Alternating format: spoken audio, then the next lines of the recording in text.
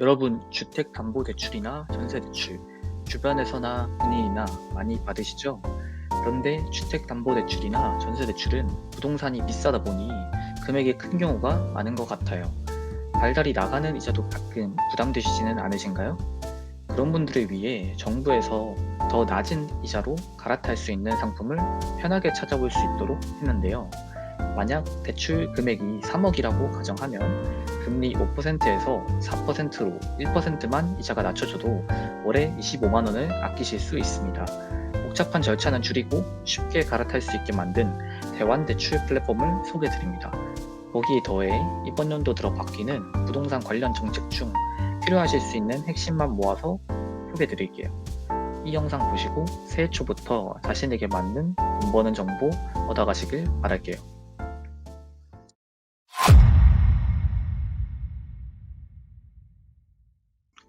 우선 전체적으로 시행 시기와 내용을 정리한 표를 먼저 보여드릴게요. 필요하시면 멈춰서 한번 보시고 영상 봐주세요. 우선 가장 많은 분이 해당하실 수 있을 것 같은 대환대출에 대해 먼저 소개드릴게요. 대환대출을 잘 모르시는 분들을 위해 소개드리면 이전 대출금 혹은 연체금을 다른 금융기관에서 대출을 받아 갚아 갈아타기 하는 것을 말합니다. 이해를 돕기 위해 히스토리를 알려드리면 정부에서 23년 5월부터 신용 대환대출 갈아타기 서비스를 처음 시작했어요. 이 서비스를 이용한 사람들은 23년 5월부터 12월 말까지 7개월 동안 약 10만 5천 명이 넘습니다. 낮은 금리 대출로 갈아타기 위해 2조 3,778억 원이 이동했다고 하네요. 이 신용대출 갈아타기 서비스를 이용한 경우 평균적으로 금리가 1.6%포인트 낮아지고 인당 연간 54만원 가량의 이자를 아낀 것으로 나타났다고 해요.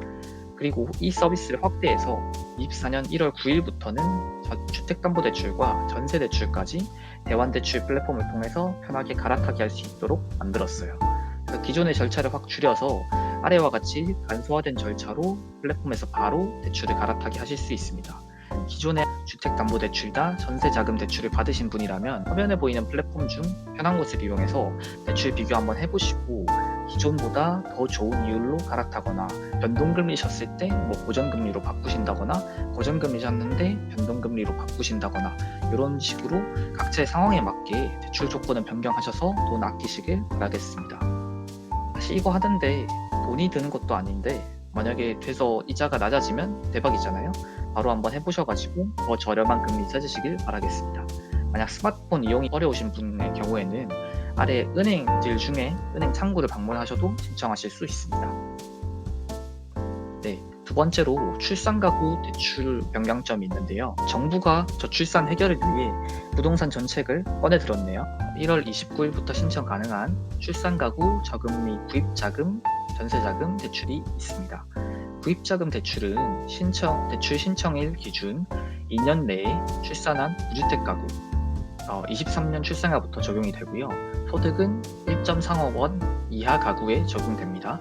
그래서 주택가의 9억 원, 대출 한도 5억 원까지 대출이 되며 소득에 따라 1.6%에서 3.3%까지의 특례 금리를 5년간 적용하고 특례 대출 후 추가 출산 시에 신생아 한 명당 0.2%포인트 추가 금리 인하 혜택을 제공하고요. 이 신생아 한 명당 특례 금리를 5년 연장을 부여해서 최장 15년까지 특례 금리를 이용하실 수 있습니다. 그리고 전세자금 대출 같은 경우는 대출 신청일 기준 2년 내 출산한 무주택 가구 23년 출생아 동일하고요. 소득도 동일하고 보증금 5억 원 기준으로 대출 한도는 3억 원입니다. 그래서 소득에 따라 1.1%에서 3%까지 특례 금리를 4년간 적용하고요. 그 다음에 특례 대출 후 추가 출산 시 한 명당 0.2%포인트 추가 금리 인하를 주고 그리고 한 명 추가로 출산 시에 4년 연장을 부여해서 최장 12년을 준다고 합니다. 만약 집을 구매할 생각이시고 해당 정책에 해당되시는 그런 혼인가구인 경우에는 이자 혜택 받으시면서 대출받아서 주택을 매수하시거나 전세를 사시는 게 좋지 않을까 싶습니다. 나이가 어릴수록 주변에서 청약통장 가입하라는 말 참 많이 들으시죠? 청약이 중요한 이유는 저렴한 가격으로 새로 짓는 아파트를 매수할 수 있다는 점에 있습니다. 이번에 소개드릴 내용은 19세에서 39세에게 혜택을 주는 청약통장인데요. 청약에서는 보통 계약금 10%를 먼저 넣고 중도금 60%를 10%씩 3에서 6개월의 기간마다 나눠서 납부를 한 뒤에 나머지 잔금 30%를 내는 구조로 이루어집니다.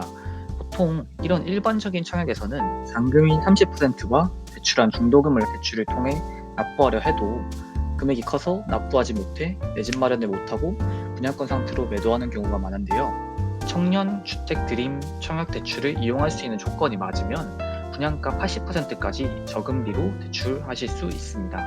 이렇게 되면 분양가의 5억인 아파트를 청약한다고 할 때 처음에 계약금 10%인 5천만 원이 있고 그 후에 보통 2, 3년 정도 잔금까지의 기간이 걸리는데요. 그때 동안 나머지 10%, 5천만 원을 추가로 마련할 수만 있다면 내 집 마련이 가능할 것으로 보입니다.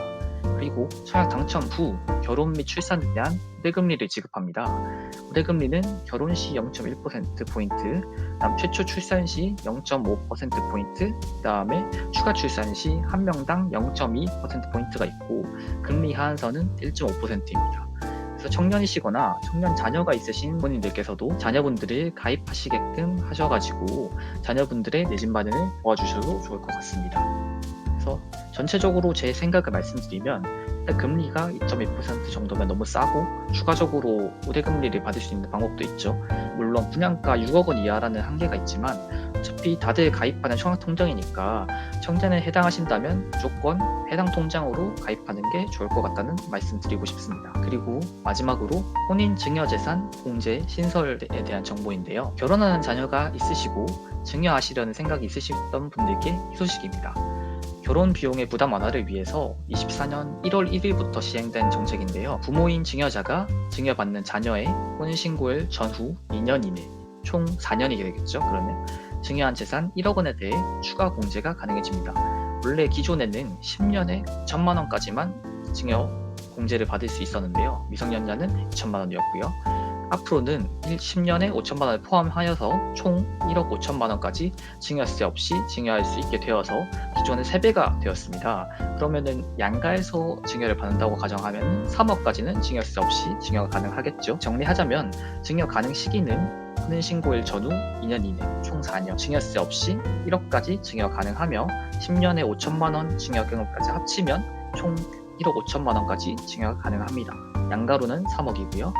그렇기 때문에 자녀분들의 결혼을 맞아 증여를 생각하고 계셨던 부모님들이라면 알고 계셨다가 활용하시면 좋을 것 같습니다. 네, 이렇게 24년 들어 바뀐 부동산 관련 정부 정책에 대해 핵심만 뽑아서 알려드렸습니다. 부동산 정책은 1년 안에도 참 자주 바뀌는 것 같은데요. 그 속에 숨은 기회들이 많이 있는 것 같습니다. 앞으로도 부동산 정책 중 필요한 내용, 그 엑기스만 뽑아서 그런 숨은 기회들을 구독자분들께 전달드리도록 하겠습니다. 내용이 괜찮으셨다면 구독과 좋아요 부탁드리면서 영상 마치겠습니다. 감사합니다.